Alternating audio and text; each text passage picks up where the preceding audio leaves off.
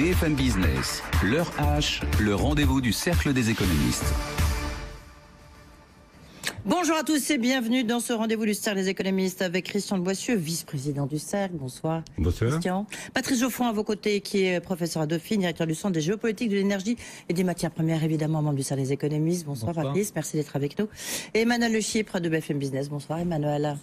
Deux grands thèmes à voir avec vous ce soir. Évidemment, le thème du travail, réforme du Code du travail, après les informations de nos confrères du Parisien, qui montrent qu'évidemment, il y aurait 8 ordonnances en fait sous le boisseau, avec des prolongements beaucoup plus inquiétants en tous les cas pour les partenaires sociaux.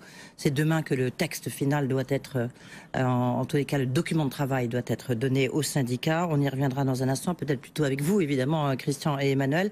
Et puis on reviendra sur le Brexit climatique, décision de Donald Trump, et puis le Qatar qui est mis au banc en l'occurrence par ses voisins du pays du Golfe et notamment l'Arabie Saoudite. Quelles conséquences en l'occurrence sur les matières premières et sur le cours du prix du pétrole. Christian Boissieu, vous êtes surpris par l'annonce ce matin, les informations du Parisien ce matin? Alors c'est un document de travail qui aurait été, en fait, qui daterait d'avant l'investiture d'Emmanuel Macron. Je suis pas surpris sur le calendrier, je suis surpris sur le contenu. C'est-à-dire que j'ai le sentiment, si c'est vrai, hein, moi tout ça sont des rumeurs. Il y a un démenti qui dit que demain sera remis le programme de travail pour la concertation. Si c'est vrai, ça va être beaucoup plus, j'allais dire, chargé, important en quelque sorte, et conséquent que ce qui avait été annoncé. C'est-à-dire on a annoncé des ordonnances, des textes importants, mais là j'ai l'impression qu'on va traiter beaucoup de sujets à la fois, qui concernent tous le passage à la flexi-sécurité, c'est-à-dire la flexibilité sur laquelle on met le paquet. La sécurisation des parcours individuels me paraît un peu en retrait dans les textes annoncés, mais j'avais dit à cette antenne que c'est un peu embêtant. On est peut-être obligé d'avoir une démarche séquentielle, de commencer par l'aspect flexibilité et de continuer par l'aspect sécurisation, mais que dans le dialogue avec les syndicats, ça me paraît un peu difficile de leur demander d'accepter 100% de la première étape s'ils n'ont pas des garanties sur la deuxième étape, la sécurisation. Et je termine ma réponse en vous disant que là, même si au fond il y a une fenêtre de tir dont visiblement veulent profiter le président et le gouvernement, il me semble quand même qu'il va y avoir un débat. Hein. Il y a beau avoir l'arrivée des vacances, le bac, etc., des raisons de pas s'énerver. Il va y avoir des sujets là. Oui, et surtout que, enfin, il y a deux points centraux en l'occurrence. C'est la place centrale accordée à la négociation collective, en fait, qui serait, si l'on en croit les informations du Parisien, beaucoup plus large que ce qui est a priori prévu dans les documents de travail, cette fois-ci du ministère du Travail. Et puis notamment, on parlera de contrat de travail, la possibilité d'avoir recours dans d'autres cas, d'autres possibilités ouvertes pour les contrats à durée déterminée. Donc là, on va quand même beaucoup plus loin, en l'occurrence, sur la côté flexibilité et non pas sécurité. Et je reviens sur ce que j'ai dit. Je pense que jusqu'à présent, les syndicats ont plutôt, même ceux qui généralement sont contre, les syndicats donnent le sentiment d'être plutôt ouverts. Et il faut qu'ils le restent, sans ça il y aura des problèmes. Et je pense qu'il faut, même s'il y a une démarche séquentielle, il faut donner des assurances, si je puis dire, sur l'aspect sécurisation, en même temps qu'on avance sur l'aspect flexibilité. Oui, justement, j'en profite pour dire que Jean-Claude Maille, Force ouvrière, qui s'est passé un peu au cœur du jeu social, sera notre invité mercredi à 12h30, alors qu'il aura reçu les documents de Muriel Pénicaud, la ministre du Travail. Emmanuel Le Chypre, pour vous, ce matin, on sait bien qu'il y a eu un démenti, mais c'est intéressant, c'est qu'on...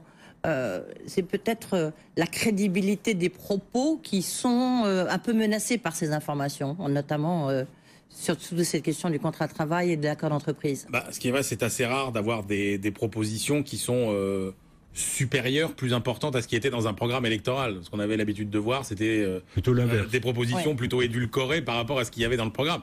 Là, on a effectivement des propositions qui vont nettement plus loin, par exemple, sur la possibilité de définir les conditions de rupture du contrat de travail directement dans l'entreprise. Donc effectivement, ça va plus loin. Alors il y a quelques contreparties pour les syndicats, mais qui semblent peut-être plutôt ressembler à des petites compensations comme ce chèque syndical, par exemple, que les salariés pourraient utiliser. Oui, ça c'est le volet. Oui, c'est l'autre volet. Voilà. Et puis, disons, la valorisation aussi de la fonction de syndicalistes dans l'entreprise. Ça, c'est pas mal. Mais si effectivement il place la barre à ce niveau-là, c'est quand même la première fois depuis plusieurs décennies qu'on aurait des réformes qui seraient susceptibles de changer les règles du jeu vraiment de façon rapide, brutale même, et qui créerait quand même un véritable électrochoc. Parce que dans toutes les réformes qu'on a eues, qui ont modifié le code du travail, on a toujours été davantage dans on rajoute une petite couche par-ci par-là, sans vraiment changer les règles du jeu. Là, on aurait vraiment quand même un bouleversement des règles sur le marché du travail. Est-ce que néanmoins, même si c'est démenti ces informations, Christian Boissieu, est-ce que ça ne complique pas justement cette négociation avant ces ordonnances? Parce que là, il y a 3 ordonnances donc, qui sont en préparation officiellement en tous les cas, mais on voit bien que visiblement derrière, le gouvernement et le président de la République en ont largement sous le pied. Donc est-ce que ça remet en cause la parole gouvernementale ? Pour l'instant, et Emmanuel l'a dit, c'est-à-dire que ça va au-delà du programme Macron. Macron, oui, non, ça va beaucoup plus loin. Candidat à la présidence. L'accord d'entreprise qui serait beaucoup plus global. Est-ce que c'est une stratégie de négociation, y compris avec les syndicats, en disant voilà, on en demande plus, peut-être pour au bout du compte, une fois qu'on aura bouclé la négociation, en avoir un peu moins. Je sais pas ce qui se passe dans la tête. Il y a 2 niveaux. Il y a le niveau dialogue social avec les syndicats directement. Puis on teste aussi, parce qu'il faut pas rêver, ça n'est pas arrivé par hasard comme ça sur le bureau du Parisien. Ils avaient déjà sorti ça au moment de la loi El Khomri, et c'est eux le confrère du Parisien qui avait mis un peu le bazar, justement. Je pense qu'on teste aussi la résistance de l'opinion publique. On voit bien que les résultats potentiels aux législatives sont plutôt pas mauvais. On va voir si ça a un impact. Je pense que c'est l'idée aussi de voir si l'opinion réagit ou non. Et peut-être d'ailleurs que c'est un instrument de campagne électorale pour les législatives. Incontestablement. En disant voilà, regardez nous allons parler de réforme, nous allons la faire. C'est une manière de soutenir les candidats d'En Marche, je pense. Et justement, si le gouvernement, si le président obtient la majorité absolue, ça sera une manière de dire aux syndicats, regardez, voilà ce qui est sorti, voilà notre document de travail. Cela dit, ça risque d'être compliqué quand même. Ça risque d'être compliqué, mais je répète, il y a toujours le problème du calendrier avec la coupure des vacances. Et moi, je pense que le gouvernement a intérêt quand même à arrêter les ordonnances très vite, une fois que le Parlement sera réuni et sera élu. Je parle de l'Assemblée nationale. Et ne pas repousser. Il n'y en a que 3 sur les. Oui, et ne pas prendre le risque dans ce contexte-là, qui risque d'être un peu compliqué, ne pas prendre le risque de repousser ça en septembre, parce que là, la rentrée risque d'être chaude. Ouais. Juste un mot peut-être, Christian Boissieu, parce que là, on est vraiment dans vos compétences sur l'équation budgétaire. Elle se complique. Gilles Carrez l'avait dit à ce même micro il y a quelque temps. Est-ce que du coup, ça peut limiter la marge de manœuvre d'Emmanuel Macron, qui veut rester sous les 3%? Il aura beaucoup de difficultés. À mon avis, vis-à-vis de Bruxelles. Sur l'aspect sécurité, vous voyez, est-ce qu'il aura je comprends, mais si le signal donné en matière de réforme du marché du travail est aussi fort que ce qu'on vient d'évoquer, je pense qu'il y aura la possibilité de négocier un petit chouïa de dépassement. Vous avez vu les projections qui sont faites, qui montrent que l'année prochaine, en 2018, le déficit public devrait repasser au-dessus de 3%, toutes choses égales par ailleurs. Alors simplement, la croissance sera peut-être un peu meilleure que ce qu'on avait prévu il y a quelques mois. Il y aura peut-être plus de rentrées fiscales. Et donc, on va être autour de 3%. Mais je pense que le signal donné en matière de réforme va jouer un rôle important dans la négociation budgétaire avec Bruxelles. Ouais. Juste pour clore ce débat, avant de passer au Brexit climatique et puis au Qatar, mise au banc des pays du Golfe. Emmanuel, juste si l'accord d'entreprise est beaucoup plus global, est-ce que c'est un chiffon rouge pour les syndicats et les partenaires sociaux? Ah oui, ce sera pour eux, oui, bien sûr. Alors, en même temps, c'est compliqué parce que vous voyez bien qu'il y a pas mal... Enfin, toutes les entreprises ne veulent pas la même chose, en fait. C'est-à-dire que vous en avez qui veulent... Il y a les grandes, les petites et les moyennes. Oui, mais vous en avez qui veulent, finalement, bien qu'elles soient petites, qu'il y ait quand même des cadres qui leur soient proposés au niveau de la branche parce qu'ils n'ont pas envie de passer des tas de jours et d'heures à négocier. Donc oui, par principe, ce sera compliqué avec les syndicats, mais le rapport de force n'est pas en leur faveur. Merci, messieurs. Autre grand thème, je vous le disais, le Brexit climatique après cette décision de Donald Trump de ne pas ratifier l'accord sur le climat. Est-ce que le retrait, Patrice Geoffron, le retrait éventuel d'acteurs clés comme les États-Unis, est-ce que finalement ça ruine complètement cet accord de la COP21 et cet accord sur le climat ? Non, il y a une problématique qui est très spécifiquement américaine et qui est même plus spécifiquement encore probablement trumpienne, parce que cette décision, c'est à la fois profondément inéquitable et très profondément idiot. C'est inéquitable parce que finalement la richesse qui s'est constituée au XXe siècle et au début du XXIe siècle, elle est très largement indexée sur le carbone, et donc il y a une responsabilité historique de l'ensemble des pays de l'OCDE, au premier rang desquels on trouve les États-Unis. Au XXe siècle, 2/3 du CO2 qui a été émis dans l'atmosphère et qui concourt aujourd'hui au changement climatique a été émis à partir des pays de l'OCDE, qui aujourd'hui pèsent 15% de la population mondiale. Donc cette responsabilité, il faut y faire face, et d'autant plus, autre chiffre à avoir à l'esprit pour bien comprendre ce qui se joue. Un Indien émet chaque année 2 tonnes de CO2, un Américain 16 tonnes. Donc que le nouveau président oui, des mais ça États-Unis... c'est logique en termes de développement. Enfin, votre comparaison, évidemment.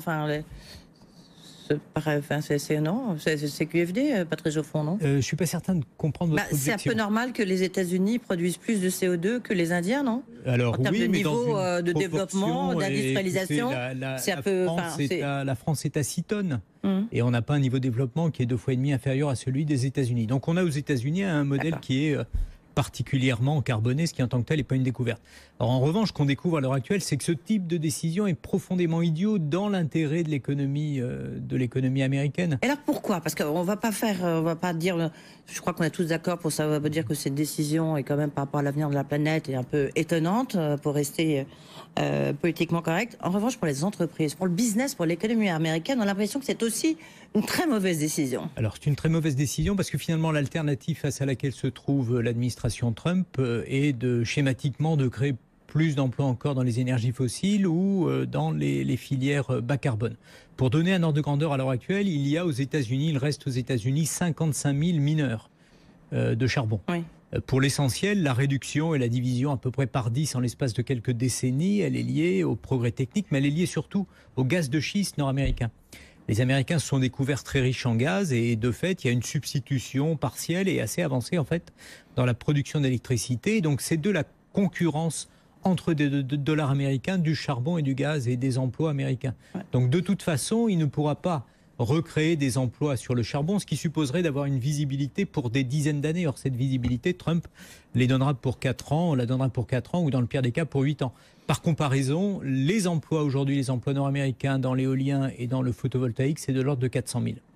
Et avec un taux de croissance qui évidemment ne se compare pas. Donc de toute façon, on ne pourra pas revenir au XXe siècle, ça va être extrêmement compliqué, notamment parce que Trump ne trouvera pas des financiers pour l'accompagner dans ses investissements. Patrice Geoffroy, je rappelle que vous êtes directeur du Centre des géopolitiques de l'énergie et des matières premières. Juste un point, est-ce que sur la question de la négociation du prix du carbone, parce qu'on sait que c'était une des grands enjeux de la COP21, puis donc une forme de déception, mais en même temps, comme on sentait qu'il y a un accord était possible, est-ce que nous, les Européens, on a intérêt à avoir un prix du carbone? Surtout pas dès lors que les États-Unis sont sortis du jeu, sont en train de sortir du jeu.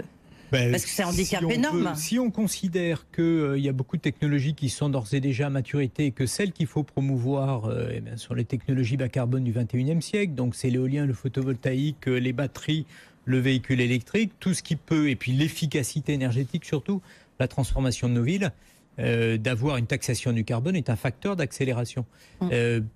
Encore une fois, un chiffre extrêmement important, les Chinois à l'heure actuelle investissent chaque année dans ces filières 100 milliards de dollars. Les Américains, les Européens, simplement 50 milliards de dollars. Donc où va se trouver à l'avenir sur ces marchés qui sont des marchés très dynamiques la valeur ajoutée, les emplois, les brevets? Il y a plus de chances qu'ils aillent se localiser en Chine qu'aux États-Unis. Oui. Emmanuel Le Chypre, c'est la question du prix du carbone? C'est vrai que je pense qu'on n'échappera pas à terme à la question de fixation du prix du carbone. Quoi qu'il arrive. Alors après, tout était sur la table, on est en train de discuter, c'est compliqué, mais on avait l'impression que ça progressait, on va dire. C'est compliqué, mais on voit bien que changer les comportements uniquement sur la base de l'éducation, des bons sentiments, entre guillemets, ça marche pas complètement. Donc il faut bien aussi jouer sur les incitations qu'envoient les signaux prix. Donc ça, il faudra bien y arriver. Alors est-ce qu'on y arrivera en fixant un prix mondial du carbone, ce qui est plutôt souhaitable, ou bien est-ce qu'on y arrivera en sur la base de droits d'émission, pas en fonction d'objectifs que vous respectez ou non. Non, mais il faudra bien le faire. Après, est-ce que c'est embêtant pour les États-Unis? Vous avez 70% des émissions de carbone qui dépendent pas de l'État, donc voilà, vous avez tout un tas de villes et tout un tas d'entreprises qui sont déjà en train de changer. C'était assez drôle que Donald Trump cite l'exemple de Pittsburgh, alors que Pittsburgh est une des villes qui a fait le plus d'efforts pour devenir une ville des économies renouvelables. Mais là où c'est embêtant, en revanche, c'est que on voit bien que sur tous ces grands sujets, comme ça a été le cas sur l'Internet, etc., vous avez quand même une impulsion sur la législation, sur la fiscalité, sur les infrastructures, sur la recherche, etc., qui doit quand même venir de l'État quand on est sur des très gros chantiers comme ça. Ça a été le cas sur Internet. Et ça se fait au niveau fédéral en plus, ces décisions. Et donc, c'est quand même dommage que... Et là, pour le coup, ça risque de pénaliser les Américains par rapport aux Chinois, effectivement, qui comptent...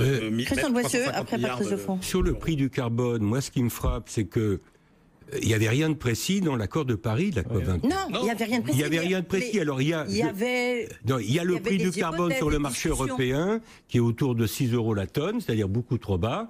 Et toutes les études qui sont faites quand on fait du calcul économique aujourd'hui sur le long terme, on ne prend pas le prix actuel du carbone sur le marché parce qu'il est trop bas. On raisonne avec un prix du carbone 30 ou 40 € la tonne, ce qui est normatif et ce qui est une manière d'essayer de pousser les entreprises à être moins polluantes. Deuxième remarque et dernière remarque à ce stade-là, formellement l'accord de Paris peut rester en vigueur, mais il y a un tel effet d'annonce.